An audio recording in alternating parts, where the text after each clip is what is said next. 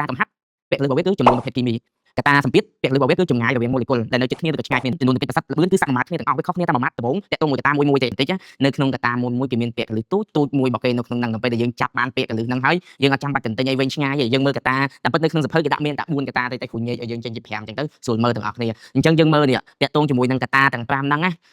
យើងឃើញចំនួនទាំងកិច្ចប្រសិទ្ធល្បឿនចំនួនកិច្ចប្រសិទ្ធល្បឿនគឺសមាមាត្រគ្នាទាំងអស់វាខុសគ្នាតែមួយម៉ាត់ដំបូងតាក់ទងមួយកតាមួយទេឥឡូវគ្រូឧទាហរណ៍ថាកតាកំហាប់មួយចុះអញ្ចឹងកតាកំហាប់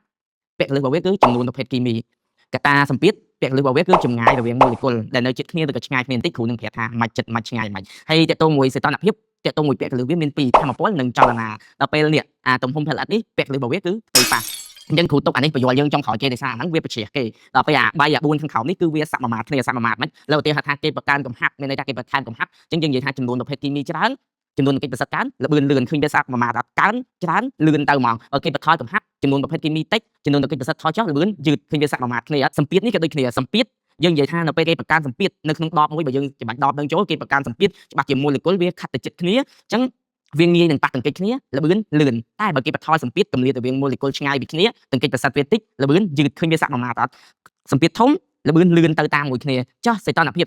វាពាក់ព័ន្ធជាមួយនឹងធម្មពលនិងចលនាមានន័យថានៅពេលដែលសីតុណ្ហភាពកើនវាទទួលបានធម្មពលតែវាមានធម្មពលខ្លាំងចលនាលឿនងាយប៉ះទង្គិចល្បឿនលឿនវាសមាមាត្រគ្នាទៀតហើយតែបើសីតុណ្ហភាពគេបន្ថយចុះមានន័យថាធម្មពលវាក៏ថយចលនាវាក៏ថយទង្គិចប្រសិទ្ធវាក៏តិចល្បឿនវាក៏យឺតអញ្ចឹងយើងមើលនេះពាក់កលឹះវាខុសគ្នាតែអានេះប្រភេទគីមីអានេះចម្ងាយរវាងម៉ូលេគុលអានេះធម្មពលនិងចលនាហើយអានេះផ្ទៃប៉ះគណថាអាផ្ទៃប៉ះតែតងមួយទំហំផលិតនេះវាផ្ទុយគេអាផ្សេងមានន័យថាធំកើនលឿនអញ្ចឹងទៅខ្ពស់